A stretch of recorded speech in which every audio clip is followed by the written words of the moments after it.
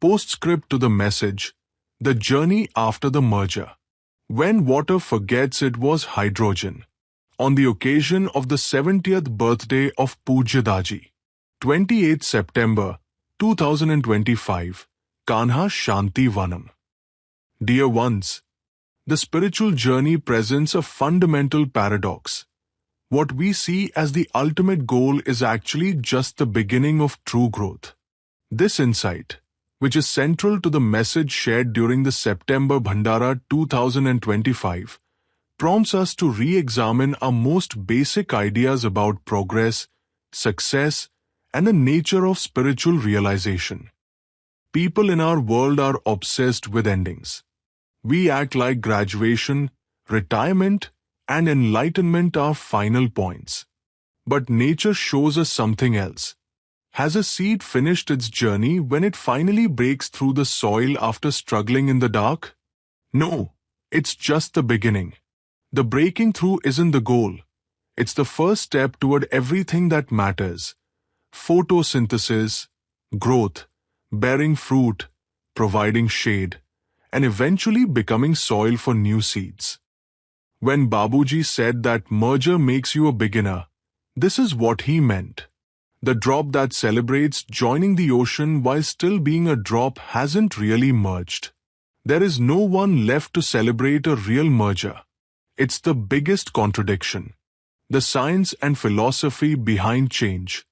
Consider the profound lesson that basic chemistry teaches us.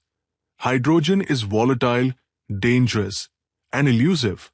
Oxygen ignites every fire and causing everything to burn.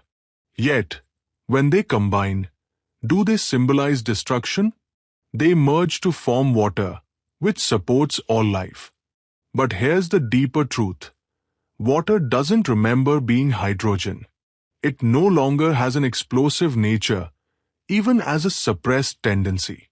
The transformation is so complete that its original nature no longer exists as a possibility. This relates to how we grow spiritually. We often think of spiritual growth as adding something to who we are, like learning new things or improving at something.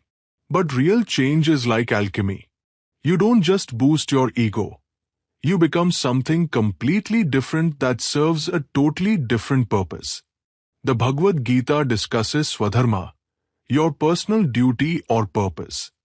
But what happens when change is so profound that your Swabhava, your essential nature, transforms?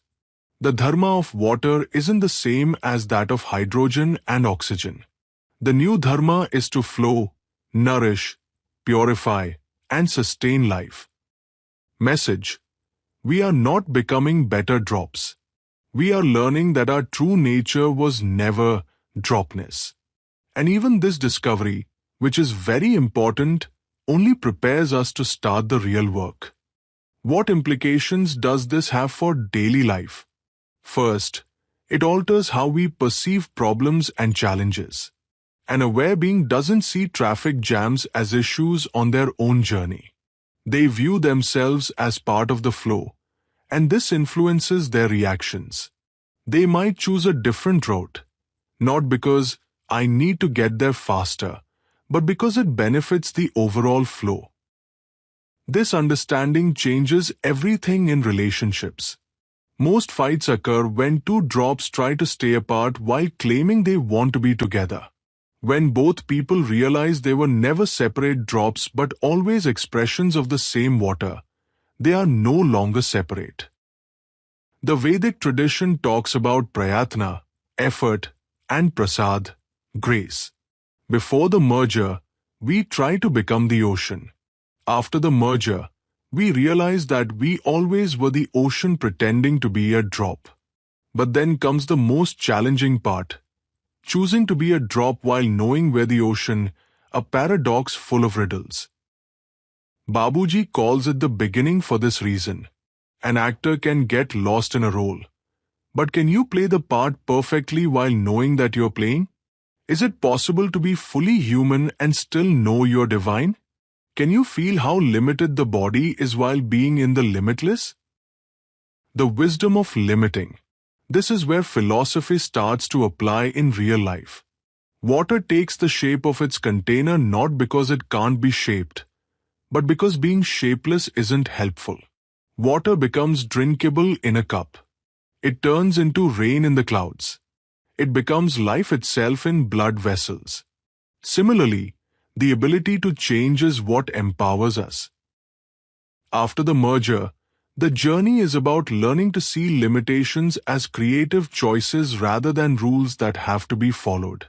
You pick the shape of your current life not because you had to, but because it fits into the bigger picture. The spiritual ego that claims, "I have merged," is the most dangerous trap. This is hydrogen pretending to be water but remaining hydrogen. Genuine water doesn't have to say what it is. It just flows, nourishes, and cleanses. Its existence is its declaration. This understanding frees us from the exhausting work of being overly spiritual. You don't need to appear all-knowing. You don't have to speak in unusual ways. You just need to be like water, always present, helpful, and adaptable to meet the needs of the moment. Endless service. When mathematicians discovered multiple infinities, each containing all the others but being different, they touched on a spiritual truth. After the merger, the journey isn't about becoming bigger. It's about finding endless ways to serve within limits. This is perfectly shown by a mother feeding her child. She doesn't need to be aware of the universe to take care of life.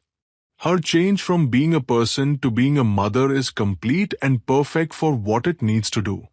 But even with this limitation, she touches upon the endlessness of love itself. This teaching changes how we approach spiritual practice. We learn to recognize the profound in the everyday instead of seeking extraordinary experiences. Washing dishes becomes a lesson in how things evolve. Breathing shows us how to exchange what is important. Every time we talk with someone, we have a chance to practice conscious limitation in the name of love. Being limitless doesn't give us the most freedom.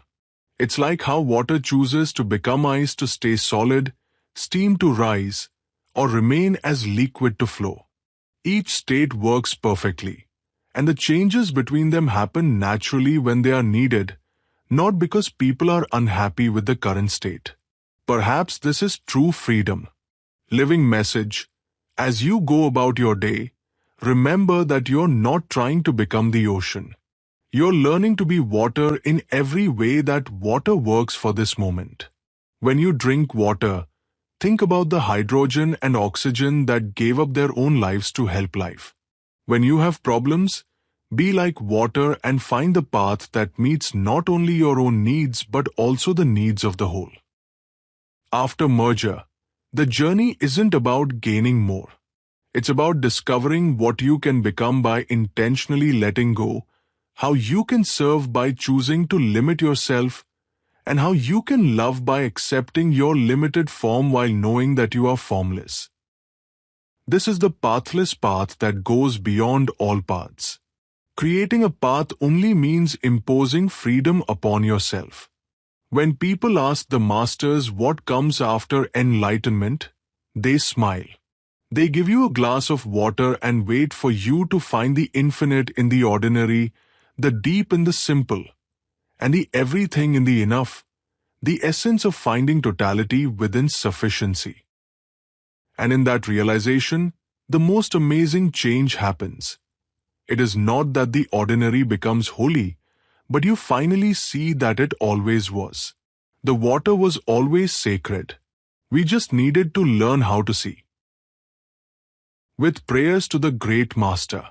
Kamlesh.